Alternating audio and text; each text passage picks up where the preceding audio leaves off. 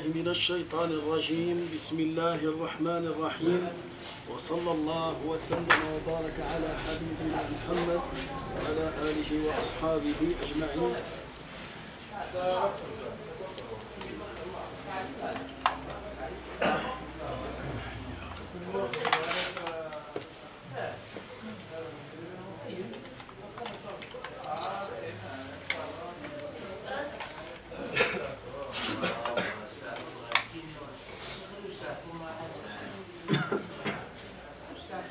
الحمد لله والصلاة والسلام على رسول الله وآله وأصحابه أجمعين. أما بعد فإن أصدق الكلام كلام الله عز وجل وخير الهدي هدي رسول الله صلى الله عليه وسلم وإن شر الأمور محدثاتها وكل محدثة بدعة وكل بدعة ضلالة وكل ضلالة في النار. فيا رب أجرنا من النار بعفوك وأدخلنا الجنة برحمتك يا عزيز يا غفار. أيها الإخوة الكرام، لازلنا بفضل الله عز وجل نتدارس سيرة رسول الله صلى الله عليه وسلم. وفي اللقاء الماضي بدأنا بالحديث عن سيرة علي بن أبي طالب رضي الله عنه وأرضاه. هذا الصحابي الجليل هو ابن عم النبي صلى الله عليه وسلم. كان علي من أوائل المسلمين، فقد أسلم علي رضي الله عنه وأرضاه وهو في عمر العاشرة. أسلم طفلا صغيرا، فهو أول طفل دخل في الإسلام.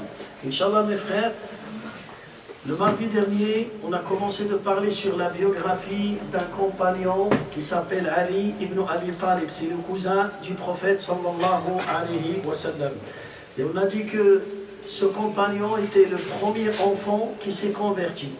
Le premier enfant qui a embrassé l'islam, c'est Ali radiyallahu anhu wa arda. Il s'est converti à l'âge de 10 ans.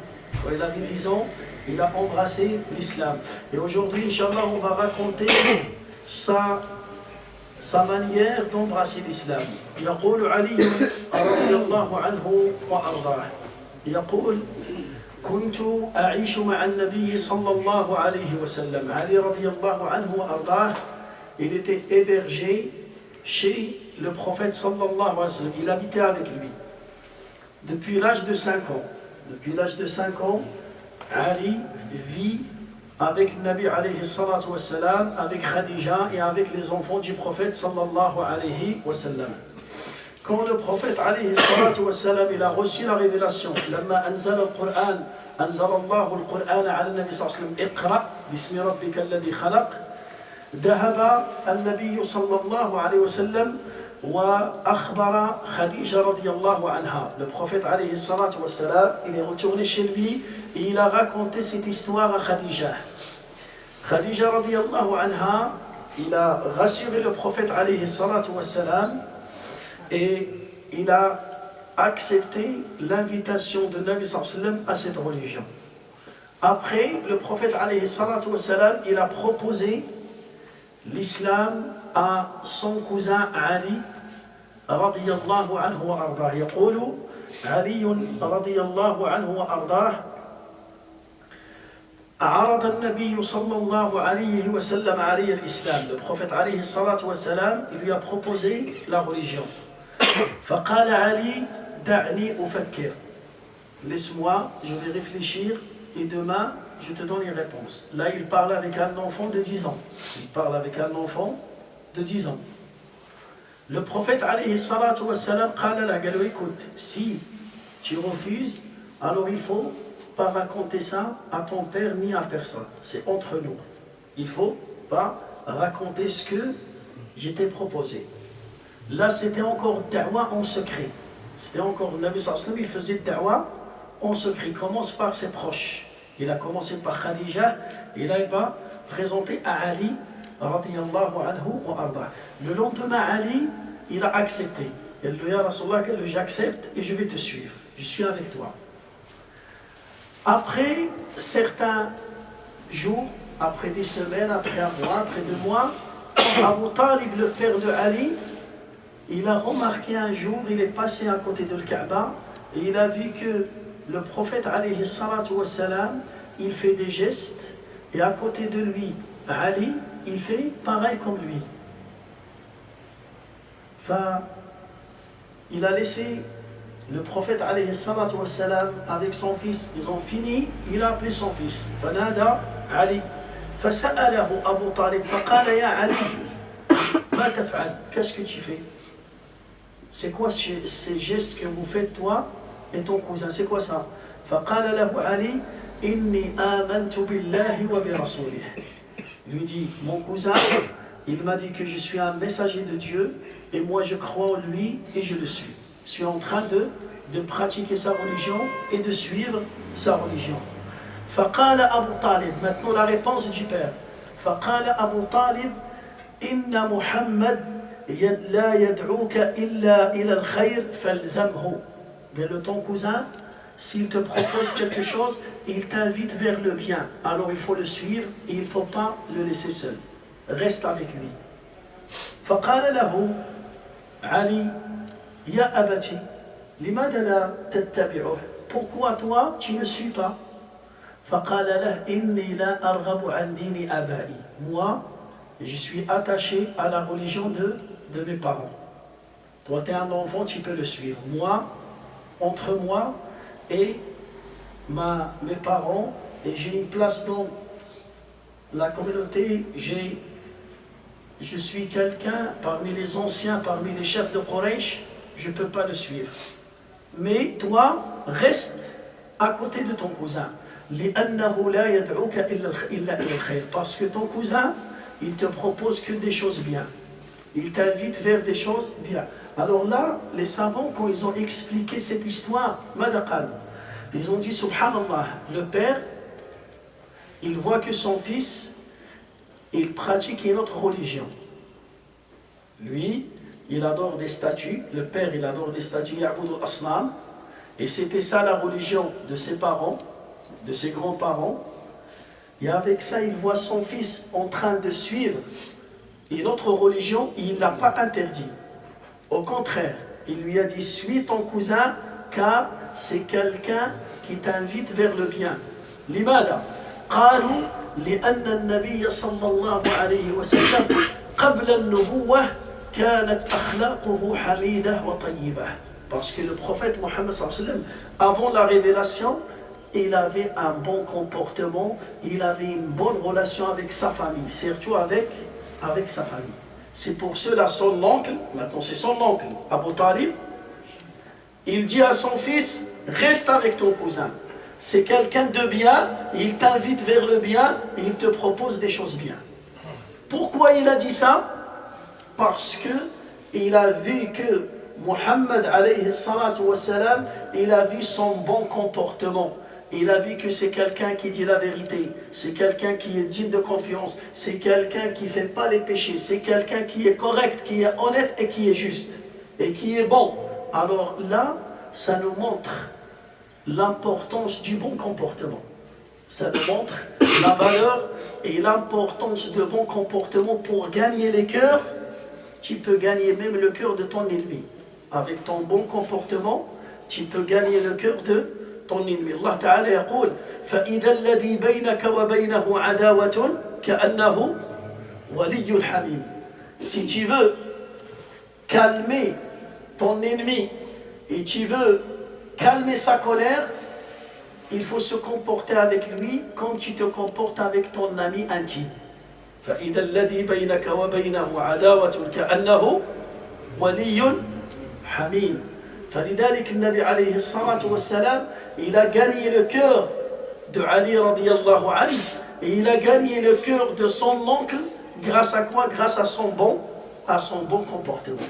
كانت أخلاقه حميدة, كانت معاملته طيبة وخاصة مع أهله وأقاربه, et surtout avec sa famille et ses proches. Parce que le plus difficile c'est quoi?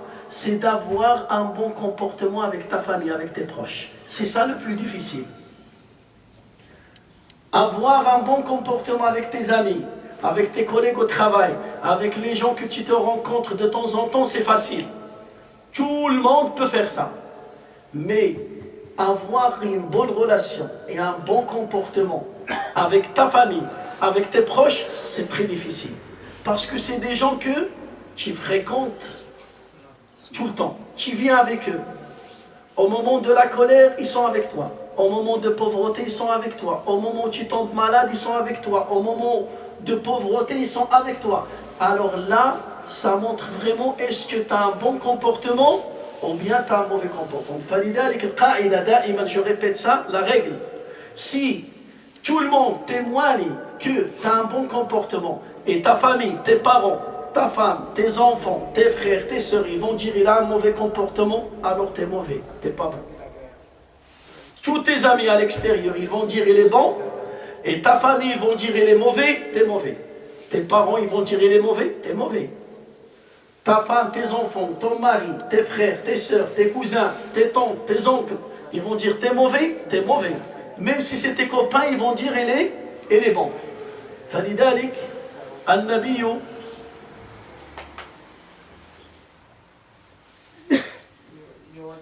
Attends, on va laisser notre frère, il finit l'appel, Inch'Allah. Fini, il n'y a pas de problème, fini. Fini, allez, c'est pas grave. C'est pas grave. Ah, 5 minutes, c'est pas grave, il va.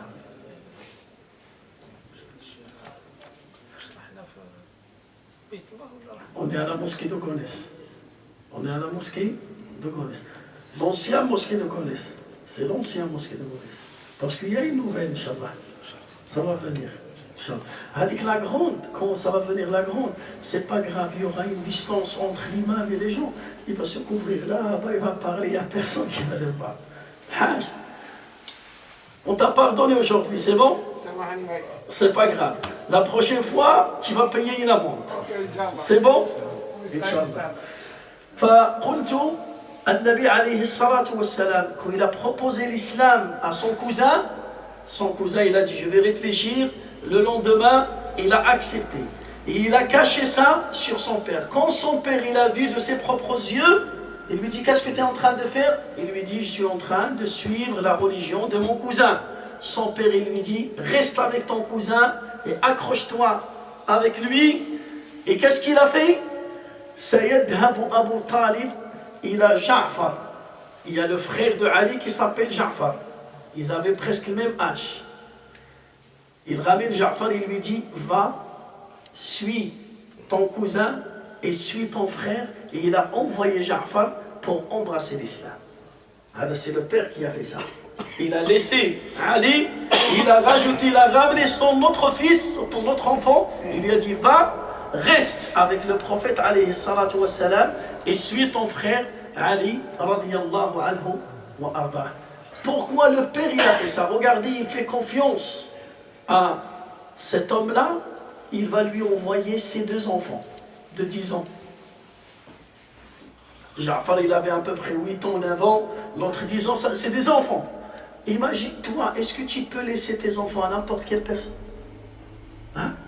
Donc des fois, quand tu ramènes ton fils à l'école, ou bien à l'école arabe, tu dois connaître la maîtresse, le professeur qui va s'occuper de mes enfants. Tu ne peux pas laisser ton fils ou bien ta fille à n'importe quelle personne. Il doit être digne de confiance. C'est quelqu'un qui est... Il a vraiment un cœur rempli de miséricorde. Il a la miséricorde. Il a ça pourquoi? Pour prendre soin de... T'es tranquille. Quand tu vas travailler ou bien tu voyages, t'es tranquille. Dans ton cœur, t'es tranquille. Tu sais que tu as laissé ton fils chez quelqu'un qui va assumer cette responsabilité et qui va prendre soin des enfants. Et les enfants, c'est la chose la plus chère chez les gens. Al-mal wal-banouna zinatu al-hayati ad-dunya. Tu peux pas. Falidalik, imaginez, Abu Talib, il ramène son 2e enfant et lui dit va, reste avec Mohammed et suis sa religion et suis ton frère Ali radiyallahu anhu wa arda. Tout ça, ça nous montre l'importance du bon comportement. Si le prophète alayhi salatu wassalam, il n'était pas bon avant la révélation, son oncle ne pourra jamais laisser ses deux enfants suivre An-Nabi sallallahu alayhi wa sallam. أيضا Ali radiyallahu anhu wa ardah, quand il a embrassé l'islam, il a commencé directement à être au service de cette religion. C'était lui l'intermédiaire entre le prophète alayhi salatu wa salam et les gens qui viennent pour embrasser l'islam. C'était un enfant, les Qurayshites, ils vont dire c'est un enfant, il ne peut rien faire, voilà. Mais c'est lui qui va, c'est lui qui cherche, qui vient d'une autre tribu loin de Mecca. Et il cherche la maison de Nabi sallallahu alayhi wa sallam, c'est Ali qui va écouter. Il va dans les marchés, il va à côté de le Kaaba, il va là. S'il voit quelqu'un en train de chercher l'adresse de Mohammed, il va partir le voir, il va lui dire viens, je vais t'indiquer, suis-moi.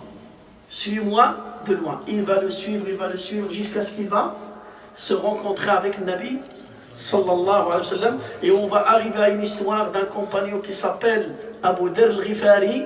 C'est Ali radiyallahu anhu qui a indiqué le chemin à Abu Dharr, et c'est lui qui a fait la rencontre entre le Nabi sallallahu alayhi wa sallam et entre Abu Dharr al-Ghifari radiyallahu anhu wa ardah. Alors imaginez, dès son enfance, il a pris une responsabilité. Il commence à ramener les gens qui cherchent la rencontre avec le Nabi sallallahu alayhi wa sallam. Ali ibn Abi Talib, cet homme-là, Allah Ta'ala, il l'a honoré par un mariage avec la fille du prophète sallallahu alayhi wa sallam. Ali, radiyallahu anhu, il s'est marié avec la meilleure des filles du prophète alayhi salatu wa sallam. Le Nabi sallallahu alayhi wa sallam, il avait 4 filles. Zaynab, Kalthoum, Ruqayya wa Fatima.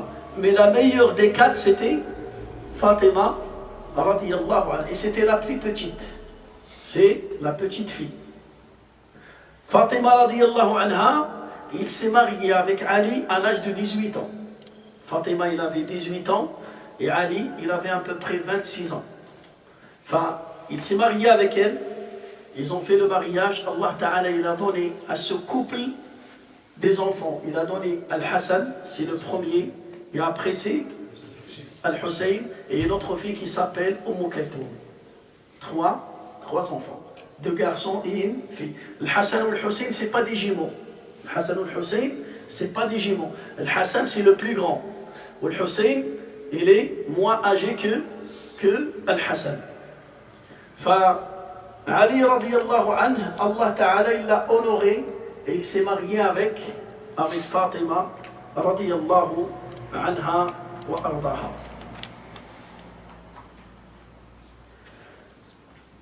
L'histoire de son mariage avec Fatima, c'était comment? Abu Bakr radiyallahu anhu, il est parti voir le Nabi sallallahu alayhi wa sallam quand il a vu que Fatima, c'est bon, il est devenu une femme, il a 18 ans.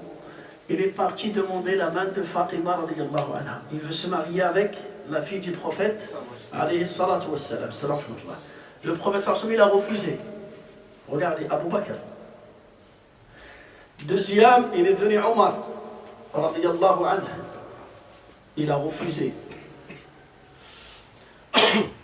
Le troisième, c'était Ali radiyallahu anhu wa arda. Quand Ali est venu voir le Nabi sallallahu alayhi wa sallam pour demander la main de Fatima, il avait une pudeur qui l'a empêché de parler devant le prophète alayhi salatu wa sallam. Il est rentré chez le Nabi sallallahu alayhi wa sallam. Salam alaykum wa alaykum assalam wa rahmatullahi wa barakatuh. Le Nabi sallallahu alayhi wa sallam lui dit qu'est-ce que tu veux? Il ne peut pas parler. Faqala lahu le Nabi sallallahu alayhi wa sallam, peut-être tu viens pour demander la main de Fatima. Le Nabi sallallahu alayhi wa sallam, il a grandi avec lui. Depuis l'âge de 5 ans, il vit avec le Nabi sallallahu alayhi wa sallam. Il sait qu'est-ce qu'il veut. Automatiquement, il lui dit, là, tu viens pour demander la main de Fatima. Qala na'am ya Rasulallah. Oui. Écoutez la deuxième question, le Nabi sallallahu alayhi wa sallam, qu'est-ce que tu as ramené comme dot pour ma fille? Hal jita bis sadaq, est-ce que tu as ramené une dot ou bien tu es venu les mains vides comme ça? فقال يا رسول الله j'ai rien ramené. Voilà, t'as marié تزوج, tu veux te marier, tu viens comme ça. فلذلك, quand maintenant il y a des gens, comme moi je viens demander la main d'une fille, le père ou bien le frère ou bien, ils ont honte de parler sur la dot. Non, c'est pas honteux. Au contraire, c'est une sunna de Nabi sallallahu alayhi wa sallam. Quand tu parles sur la dot, ça ne veut pas dire que tu es en train de faire le commerce. Tu me donnes ton 7 000 euros, 10 000 euros, non. Quand tu parles, pourquoi? Parce que la dot, c'est quelque chose qui est symbolique, qui montre la sincérité de cet homme. Parce que la dot, c'est pour la fille. Toi, tu viens demander la main de cette fille. Et tu viens avec les mains vides. Ramène une bague, ramène un bouquin de fleurs, ramène de l'argent, ramène des tissus, ce que tu vas ramener, quelque chose qui va toucher le cœur de cette femme. Regardez, le Nabi sallallahu alayhi wa sallam, le Nabi sallallahu alayhi wa sallam dit tahadu tahabbu. Tahadu tahabbu. Quand tu donnes, tu offres des cadeaux à quelqu'un, tu es en train d'augmenter la relation d'amour entre toi et lui. Là, tu donnes un cadeau à un étranger. Imagine, toi, tu vas faire des cadeaux à ta femme ou bien à ta future femme et tu ramènes quelque chose avec toi. Tu ramènes l'or, tu ramènes de l'argent, tu ramènes... Ou alhamdoulilah, dans notre religion, la dot, il n'y a pas un prix fixe de la dot. Imaginez la dot, c'était à 50 000 euros ou bien 100 000 euros. Qui va se marier? Hein? Les traditions au bled, c'est ça. C'est 50 000, c'est... 50 000, c'est... Voilà. Alors, non, imagine si c'était obligatoire. Dans la religion, ça veut dire si tu ne donnes pas 50 000 euros, le mariage n'est pas validé auprès d'Allah. Ce sera difficile, hein? Alors imaginez notre religion pour faciliter le mariage. Tu commences par une bague de fer jusqu'à illimité. Ce que tu veux. Tu es généreux, tu veux donner 1 million d'euros. Comme dot, tu donnes. Tu veux donner une bague. La famille de la femme et la femme, ils sont contents, ils sont d'accord. Alhamdulillah, ça passe. Alors le Nabi sallallahu alayhi wa sallam, il demande à Ali qu'est-ce que tu as ramené comme dot. Il lui dit, j'ai rien. Le Nabi sallallahu alayhi wa sallam, qala lah, là, tu as quelque chose. Qala lah, ad-dir'u al-hutamiyah. Tu as un bouclier en argent. Et il est lourd. Tu vas le vendre et tu vas ramener la dot. Fadahaba, il a vendu. Qui a acheté ça? Uthman ibn Affan, il a acheté son bouclier avec dir' et il a ramené l'argent comme dot à Fatima radiyallahu anha wa arda. فلما تزوج بها قال لهما النبي صلى الله عليه وسلم اذهبا إلى البيت ولا تفعلا شيئا حتى آتي إليكما. Le Nabi sallallahu alayhi wa sallam, c'est bon, ils ont fait le mariage. Le Nabi sallallahu alayhi wa sallam, il a dit, écoutez, tu vas ramener ta femme chez toi et ne faites rien jusqu'à ce que j'arrive. Je vais venir. فأخذ زوجته وذهبا. Ils sont partis. وكان ينتظران النبي صلى الله عليه وسلم. Ils sont restés pour attendre le prophète sallallahu alayhi wa sallam. فتوضأ النبي. Le Nabi sallallahu alayhi wa sallam, quand il est arrivé chez eux, il a fait les ablutions. توضأ ونضح الماء على وجههما. Quand il a fini l'eau, il a ramené l'eau et il a fait comme ça sur le visage de Fatima et sur le visage de Ali radiyallahu anhu wa arda. فنضح الماء على وجههما ثم قال يا علي ضع يدك على جبين فاطمة وقل. قال له يا علي, mets ta main sur le front de Fatima. Il a mis sa main droite sur le front de sa femme. قال له قل بسم الله. Dis بسم الله اللهم إني أسألك خيرها وخير ما جبلتها عليه وأعوذ بك من شرها ومن شر ما جبلتها عليه. Ya Allah, je te demande de m'accorder le bien de cette femme et de me préserver du mal de cette femme. C'est ça le dua qui a fait la nuit, la première nuit du mariage. Là, dans les traditions, la première nuit du mariage, il y en a certains qui disent que je dois boire de l'alcool. Comme ça, je ne vais pas me stresser. Hein? C'est vrai ou pas? Je bois de l'alcool. Comme ça, je ne suis pas stressé. La femme, ils vont lui dire, attends, il faut que il faut manger ça, il faut manger ça, il faut préparer ça. Subhanallah, c'est des traditions qui cassent la religion. Et vraiment, il y en a des gens qui ont fait des catastrophes la première nuit avec leurs femmes. De la salle de mariage ou bien de la maison à l'urgence, directement à l'hôpital. C'est vrai ou pas? C'est des catastrophes. Et il y en a des mauvaises traditions. Les hommes, ils attendent, ils toquent la porte. Est-ce que tu as fini? Est-ce que tu as fini? Mais subhanallah, il va faire quoi là? Il est en train d'égorger un mouton là. C'est mauvais là. Il ne lâche pas. Est-ce que tu as fini? Est-ce que tu as fini? Est-ce que tu as fini? Comme ça, il va sortir un tissu rempli de sang, comme ça, la fille était vierge. C'est un honneur pour lui, la fille était vierge. C'est ça qu'il cherche. Il est vierge seulement. Il fait la prière? Non, il ne fait pas la prière. Il jeûne pas. صلي ما تصليش. مرضية الوالدين مسخوطة. C'est pas grave. Il fume chicha. La seule chose, il doit être vierge. Et la nuit même, il toque la porte. Les parents, ils attendent. La maman, il attend. Et même les parents de la fille, ils sont là en train d'attendre. Quand ça va sortir, avec le tissu rempli de sang, de najasa, avec le sang impur. Le sang, il est impur. Il sort comme ça, et ils vont danser avec le sang. Ils dansent avec le najasa, avec l'impureté. Pour vous montrer les traditions, comment ils ont encerclé cette religion. Ils ont encerclé les cerveaux des gens et des musulmans. Moi, je parle des musulmans. Je ne parle pas dans notre pays. Je parle les traditions qui se passent dans les pays musulmans, dans les mariages musulmans. C'est ça ce qui se passe. Des catastrophes. Et ça, regardez Sunna, regardez le Nabi sallallahu alayhi wa sallam, qu'est-ce qu'il a dit à son beau-fils et à sa fille. Bismillah. Allahumma inni as'aluka min khayriha wa min khayri ma jabaltaha alayhi wa a'udhu bika min sharriha wa min sharri ma jubilat alayhi. Il fait dua, il fait salat, يطلب الله خير اللهم بارك لي في زوجتي وبارك لي وهي تقول اللهم بارك لي في زوجي. Et le père, il vient, il fait dua avec eux, il fait l'odo devant eux pour les rappeler de faire l'odo. Il fait salat devant son beau-fils et devant sa fille pour les encourager, pour le faire un rappel, fait la prière. C'est ça, le mariage, il commence par l'adoration, comme les fêtes. La fête de l'Eid, il commence par la prière. La fête de l'Eid, il commence par la prière. Ramadan, le Ramadan, il commence par quoi? On commence par Tarawih. Avant de jeûner, la première nuit, on n'a pas jeûné encore. On commence par quoi? On commence par la prière. Falidalik, le mariage, il doit commencer par... C'est un acte d'adoration. Alors il doit commencer par des actes d'adoration. Alors, Huna Ali radiyallahu anhu, il a attendu l'arrivée de Nabi sallallahu alayhi wa sallam.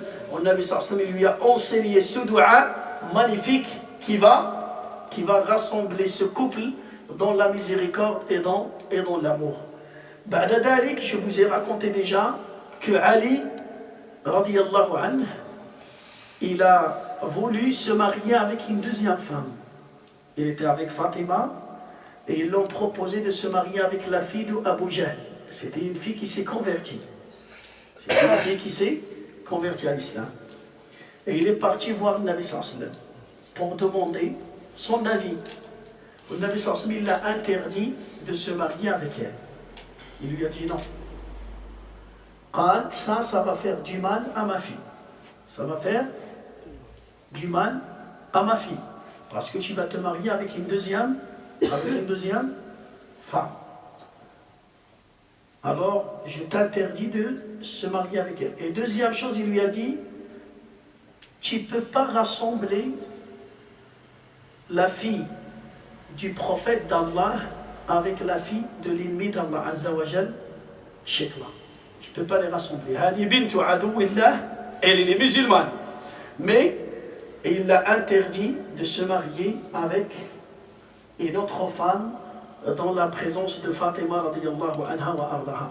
Huna, il y a des gens qui ont dit, alors le Nabi sallallahu alayhi wa sallam, il a interdit la polygamie.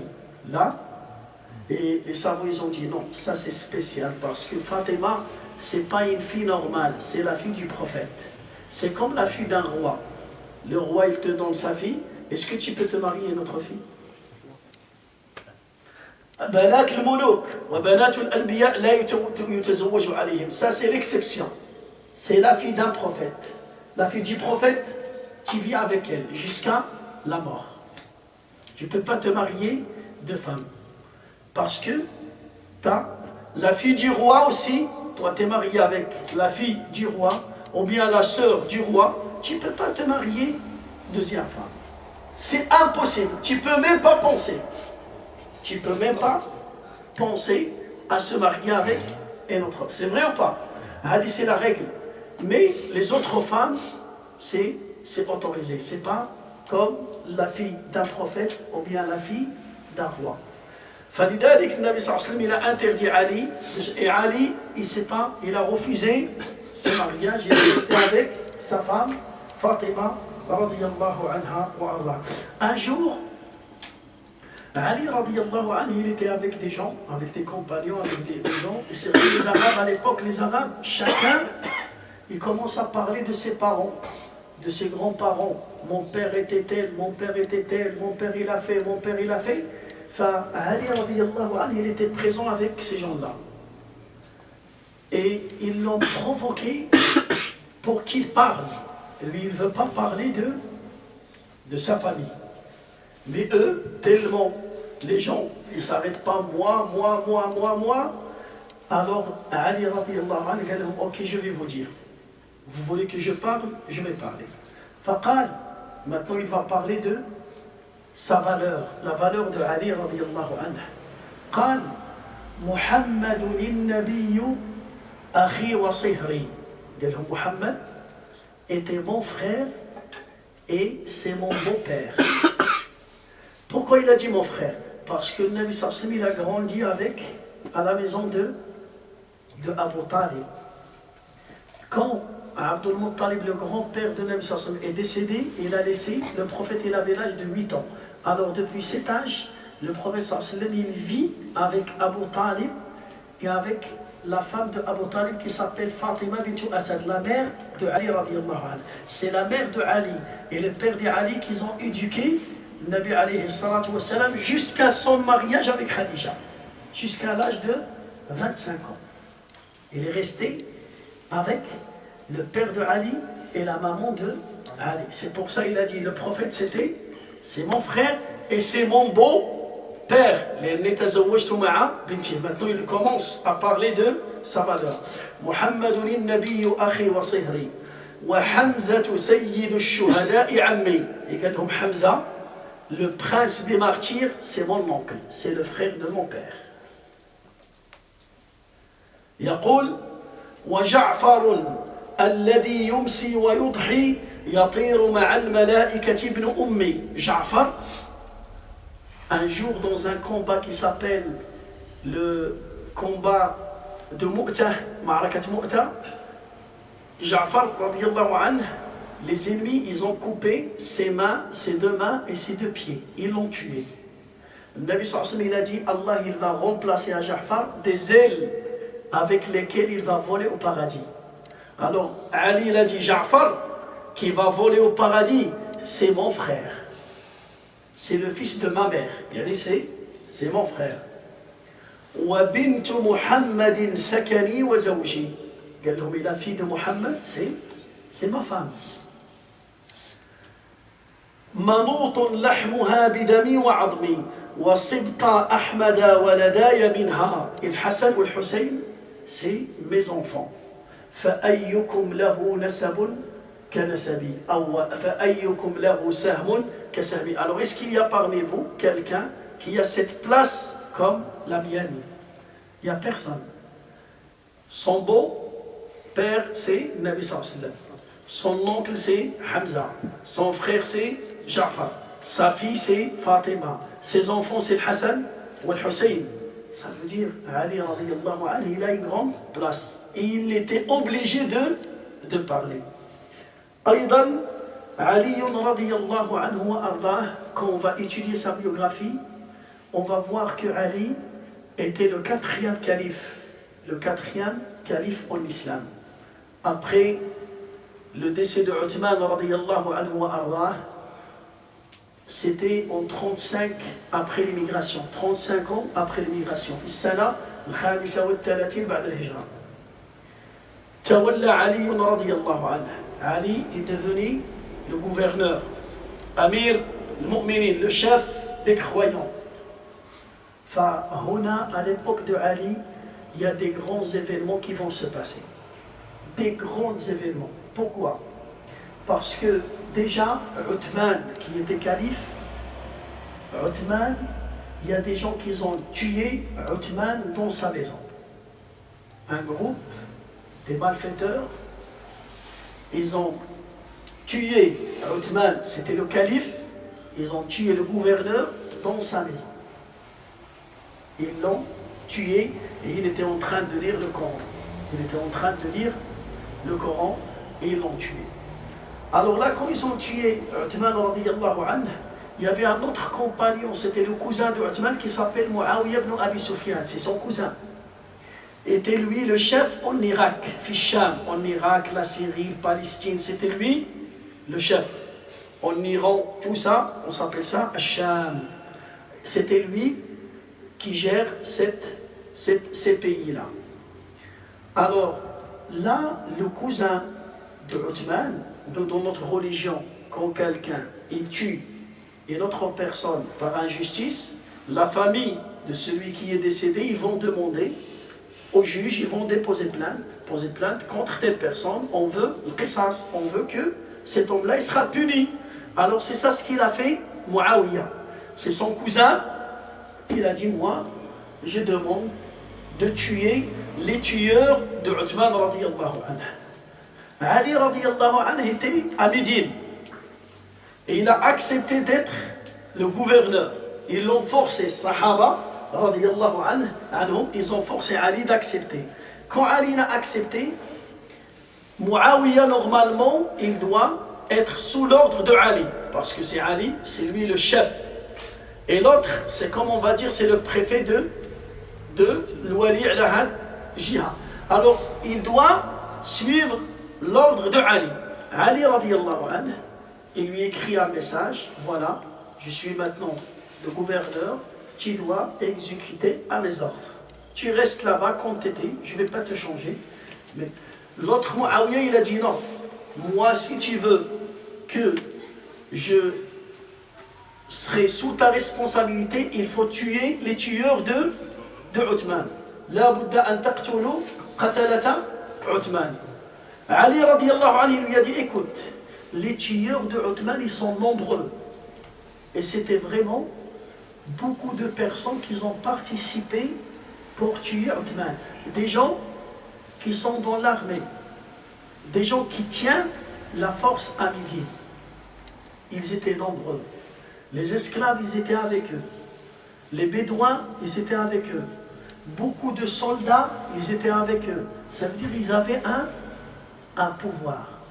Ali radiyallahu anhu, il dit à Muawiyah, il lui dit, écoute, moi, je sais les têtes qui ont organisé ce crime.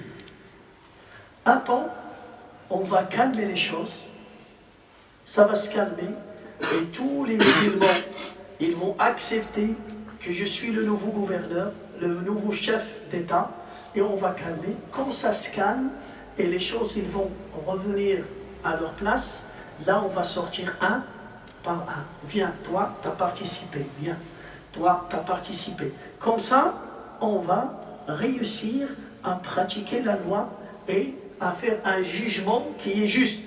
Maintenant, si on rentre en confrontation contre ces gens-là, j'ai peur qu'il y aura beaucoup de gens qui vont mourir, même à l'intérieur de la mosquée de Nabi sallallahu alayhi wa sallam.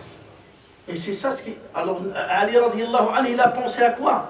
Ali, il a pensé à la catastrophe qui peut se passer à Médine. C'est une ville sacrée.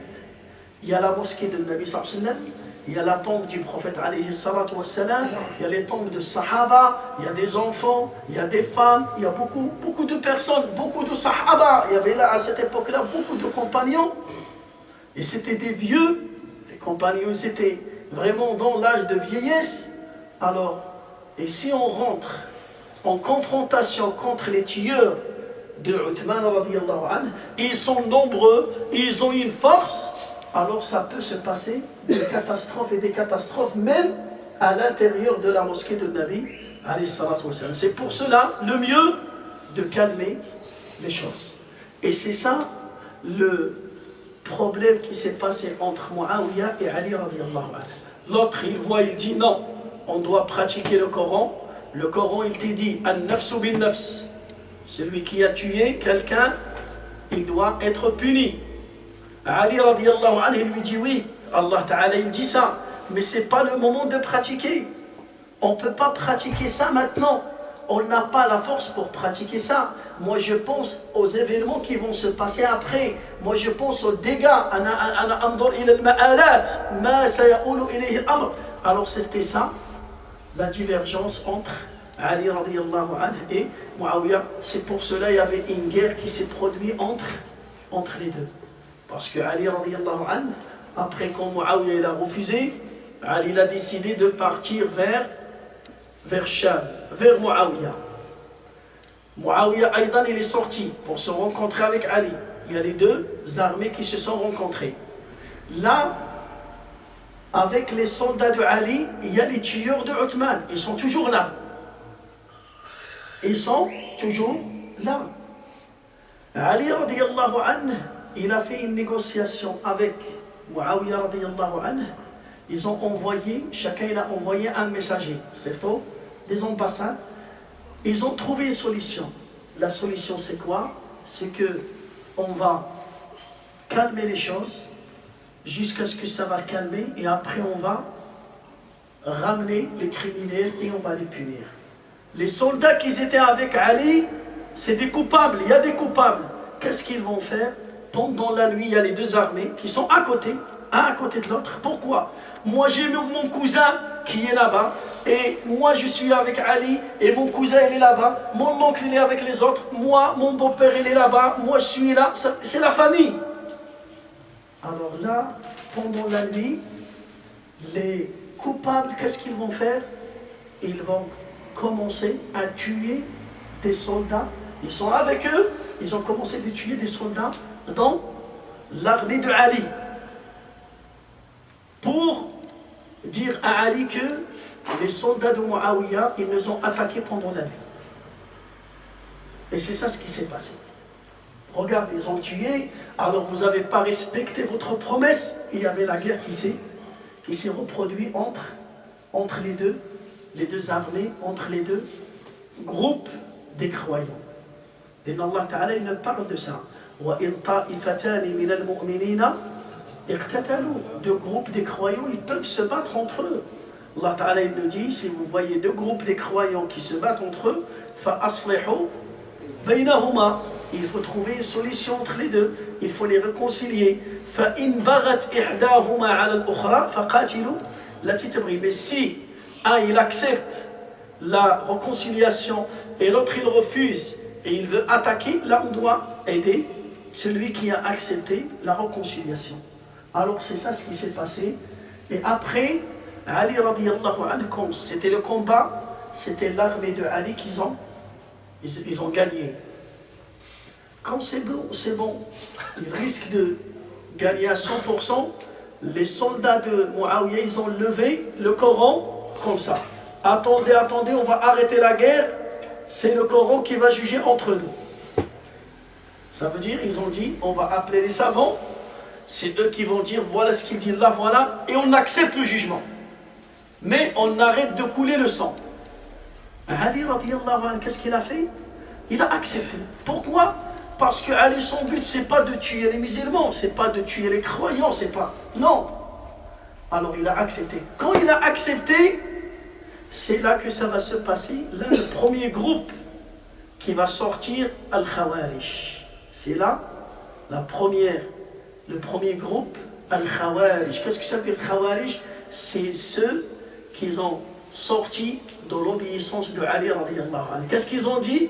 Ils ont dit, toi, on ne va pas te suivre parce qu'on était presque gagnés et toi tu nous as arrêtés de tuer ces gens-là qui ont refusé de t'obéir, qui ont tuer des soldats et c'est eux qui ont commencé, non, on n'a rien fait. Ali il a dit non, moi je veux préserver le sang des musulmans. Le sang il est cher, on n'est pas là pour tuer l'un l'autre. On est là pour s'entraider, on est là pour adorer Allah Azza wa Jal, on doit être rassemblés. Alors, un groupe, il y a à peu près 10 000 personnes qui sont parties. Ils ont dit c'est bon, Ali c'est un mécréant, c'est pas un croyant. C'est pas le chef des croyants, c'est le chef des mécréants. Pourquoi c'est le chef des mécréants? Parce que Allah il dit inil hukmu illa lillah, et lui il laisse les gens juger entre nous. Allah il dit dans le Coran, c'est Allah le juge. Et Ali qu'est-ce qu'il dit? Il laisse des gens juger entre nous. C'est pour cela, il y a des gens qui ramènent un verset coranique. C'est un verset coranique, mais il va mal le comprendre. Il va mal l'interpréter. C'est l'interprétation. Donc, et le texte, c'est le même. Le texte, il est là. Comme tu dis, Fawailun lil musallin. Malheur aux prieurs. Est-ce que c'est correct? Hein? Est-ce que c'est juste ça? C'est pas juste. Il faut finir. Malheur aux prieurs qui retardent leur prière. Alladina hum an salatihim sahun. Quand tu dis maintenant un verset coranique, Allah Ta'ala yaqul Ya ayyuhalladina amanu la taqrabu salat. Oh les croyants, n'approchez pas la prière. Est-ce que c'est juste? C'est un verset coranique. Oui, c'est un verset coranique. Mais est-ce que Allah Ta'ala il veut le dire, n'approchez pas la prière? Il faut continuer. Ya ayyuhalladina amanu la taqrabu salata wa antum sukara. N'approchez pas la prière en état d'ivresse. Quand tu bois beaucoup d'alcool, il ne faut pas prier parce que tu ne sais pas quoi dire. Tu n'es pas concentré. Tu as perdu ta raison. Alors là, le Khawarij, c'est ça leur truc. Il ramène le texte coranique, il lit le hadith et il va le comprendre sur sa manière. Et il commence à donner des jugements. Kafir, hypocrite, pervers, comme ça. C'est bon, tu as mis le costume, il dit que c'est bon. Costume, ça, t'as kafir. Pourquoi? Parce que tu ressembles aux mécréants, c'est les habits des mécréants, tu ressembles aux mécréants, tu es un mécréant. C'est ça leur compréhension. Et c'est la première awwal ta'ifa kharajat fil islam. Premier groupe qu'ils ont mal compris et mal interprété le Coran, c'était Al-Khawarij.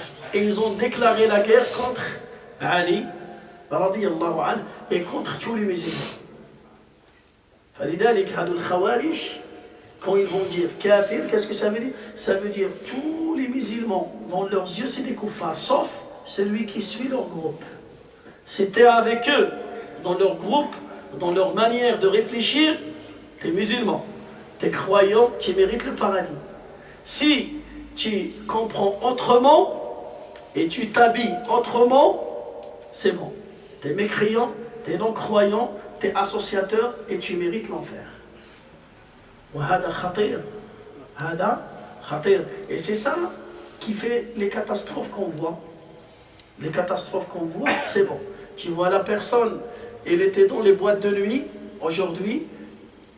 La nuit, il était dans les boîtes de nuit. Le lendemain, il va faire un repentir. Après-demain, il va faire une bombe. Boum, pourquoi? Tu vas directement au paradis. Le martyr, il va directement au paradis. Alors va, c'est pas ça. Parce que il faut savoir que celui qui ne peut pas combattre son âme et ses passions, il ne pourra pas faire djihad fi sabilillah. C'est impossible. Toi, tu ne peux même pas interdire la cigarette. Tu fumes les cigarettes. Tu ne peux même pas arrêter les cigarettes pour Allah. Et tu vas me dire tu veux sacrifier ton âme pour Allah. Tu ne pourras pas. Tu ne peux même pas sacrifier le temps pour se lever le matin et venir à Salat Subh. Le matin il est à 6h30. Tu ne peux pas sacrifier une demi-heure pour venir à Salat Subh. Tu ne peux même pas sacrifier 20 € ou 100 € de sadaqa. Fi sabilillah. Et tu peux sacrifier ton âme, fi sabilillah, c'est impossible. Parce que c'est étape par étape. Étape par étape. Tu ne peux pas sacrifier ton âme si tu n'arrives pas à sacrifier le temps, si tu n'arrives pas à sacrifier ton argent, si tu n'arrives pas à sacrifier tes idées, si tu n'arrives pas à partager avec eux, tu ne pourras jamais. C'est pour cela, ces gens-là, c'est l'extrême. Il était là, il va devenir là. Directement, il va sauter. Et notre religion, tu ne peux pas arriver si tu sautes. Il ne faut pas sauter. Il faut. Écoutez le Nabi sallam quand il a envoyé Mu'adh ibn Jabal. Il a envoyé Mu'adh ibn Jabal au Yémen. Et le Yémen, il y avait beaucoup de chrétiens. C'était un pays chrétien, à la base. Parce que Abraha, qui a ramené l'éléphant pour casser le Kaaba, c'était un chrétien. Et c'était lui le roi là-bas. C'était un pays chrétien. C'était sous le gouvernement de l'Habasha, de l'Abyssinie. L'Abyssinie, qui tient le pouvoir sur le Yémen. Et c'était un pays chrétien. Le Nabi sallallahu alayhi wa sallam, il a envoyé Mu'adh ibn Jabal. Il va l'envoyer là-bas pour propager l'islam. Écoutez qu'est-ce qu'il va lui dire. Tu vas arriver chez des gens, parmi les gens de livre, c'est des chrétiens. Ils savent ce que ça veut dire la religion. Ils savent ce que ça veut dire un prophète. Ils savent qu'est-ce que ça veut dire Dieu. Ils savent qu'est-ce que... فليكن أول ما تدعوهم إليه شهادة أن لا إله إلا الله وأن محمد رسول الله. La première chose que tu essaies de propager, propage à ces gens et invite ces gens à dire La ilaha illallah Muhammad Rasulullah. فإنهم أطاعوك لذلك. Si ils vont accepter ce que tu proposes, après, أعلمهم أن الله فرض عليهم 5 صلوات في اليوم والليلة. S'ils acceptent La ilaha illallah Muhammad Rasulullah, après tu vas leur dire Allah, il vous donne l'ordre de prier 5 prières par jour. فإنهم أطاعوك لذلك. Si ils vont accepter la prière, ils commencent à prier, tu vas leur dire Allah, il vous donne l'ordre de jeûner le mois de Ramadan, un mois dans l'année. S'il accepte, s'il accepte le Ramadan, tu vas leur dire que Allah, il vous ordonne de sortir zakat, 2,5% de votre argent qui sera retiré des riches et on va la donner aux pauvres. S'il accepte, après tu vas leur dire qu'il faut faire le pèlerinage une fois dans la vie pour celui qui a les moyens financiers et qui a les moyens physiques. Regardez les étapes. Faut pas, non, tu fais ça, non, doucement. La ilaha illallah, Muhammad Rasulullah, ils vont comprendre ce que ça veut dire La ilaha illallah, ce que ça veut dire Muhammad sallallahu alayhi wa sallam, c'est qui cet homme-là, il vient d'où, il dit quoi, son comportement, ses enfants, qu'est-ce qu'il fait. Après, voilà la prière. Tu commences par Salat Sobh, voilà les règles de Salat Sobh, voilà les règles, doucement, étape par étape. Hadou, c'est des gens, il ne sait rien. Il ne sait rien, il ne connaît même pas là, Allahu Akbar, il dit Allahu Akbar, il dit Hamdulillah. Alors imagine, il est là. C'est un malfaiteur, c'est un criminel, bon, directement un terroriste. Il croit que c'est un martyr. Non, c'est pas ça. La religion, ad-din, la Bouddha, أن تمشي النبي صلى الله عليه وسلم يقول إن هذا الدين متين فتوغلوا فيه برفق. Cette religion, elle est solide. Pour rentrer, il faut rentrer doucement. Il faut rentrer doucement. Les choses qui sont haram, oui, sont haram. Mais quand je fais un repentir, il faut que je fais un repentir sur des bases solides. Je dois comprendre ce que ça veut dire. Ça, adorer Allah, parce qu'il y a des gens, malheureusement, ils vont remarquer ça. Il était violent, agressif, vulgaire. Après, il commence à prier. Il ne prie pas. Après, il commence à prier. Il vient à la mosquée. Maintenant, qui a changé? Il a fait un repentir. Il buvait de l'alcool, il a arrêté l'alcool. Il vendait de la drogue, il a arrêté la drogue. Il fait ça. Mais quand il arrive à la mosquée, il garde quoi? Il garde sa violence. Il garde sa dureté. Il garde sa méchanceté. Quand quelqu'un, il y a un problème à la mosquée avec quelqu'un, il veut le... Mais non, c'est pas comme ça. Tu dois faire un repentir de ton cœur et de ton corps. Le corps, il était loin de la mosquée. Il va rentrer à la mosquée. Et le cœur, il était rempli de violence, il doit être rempli de gentillesse. Il était rempli de méchanceté, il doit être rempli de miséricorde. Il était rempli de haine, il doit être rempli d'amour. C'est ça le vrai repentir. Le vrai repentir, le cœur, il doit changer et le corps, il doit changer. Et ça se voit dans le comportement. Ça se voit dans le comportement. Masha'Allah, il y a des gens, vraiment, ils étaient violents, mais quand il a fait un repentir, Wallah, tu vois des fois, il reçoit des insultes. Quelqu'un, dans la voiture par exemple, il a doublé ou bien, il commence à l'insulter. Et je sais que celui-là, s'il descend, Oqsimu billah, il va le massacrer. Et qu'est-ce qu'il fait? Il patiente. Et avant, il ne peut même pas supporter 1% de ça. Mais maintenant, il supporte plus. Pourquoi? C'est des épreuves. Allah Ta'ala, il te donne des épreuves pour voir est-ce que tu as changé ton cœur ou pas. Est-ce que tu as changé ta violence ou pas? Est-ce que tu as changé ta méchanceté ou pas? Allah Ta'ala, il te donne des fois des signes comme ça. Des épreuves. Est-ce que tu vas patienter ou pas? Avant, tu étais sauvage. Quelqu'un te regarde comme ça, tu veux lui retirer ses yeux. Maintenant, il te pousse, il peut t'insulter et tu fais quoi? Et tu baisses et tu vas. C'est ça la force. C'est ça la force. Tu as réussi à battre ton âme. Tu as réussi à changer ton cœur. Tu as réussi à changer tes mauvaises habitudes. Falidalik, Ali radiyallahu anhu wa ardah, ce compagnon, le cousin du prophète alayhi salatu wassalam, à cause de ça, les Khawarij, ils ont pris quelqu'un et c'est lui qui a tué Ali radiyallahu anhu. Ali radiyallahu anhu. Et chaque matin, il se lève tôt et il va réveiller les gens pour Salat Subh. C'est le gouverneur, imaginez, le gouverneur, il se lève tôt, il va appeler les gens à Salat Subh. Et il était comme ça un jour, il est venu quelqu'un qui s'appelle Abdurrahman ibn Muljam. Lui, c'est lui qui a tué Ali, il l'a tapé avec un couteau, il a coupé sa tête, il est décédé. Et c'était 40 ans après l'émigration de Nabi sallallahu alayhi wa sallam.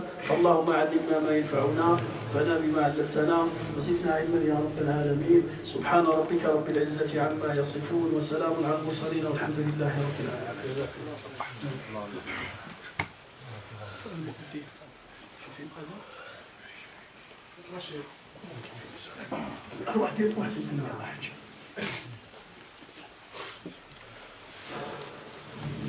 الله أكبر الله أكبر أشهد أن لا إله إلا الله أشهد أن لا إله إلا الله أشهد أن محمدا رسول الله أشهد أن محمدا رسول الله حي على الصلاة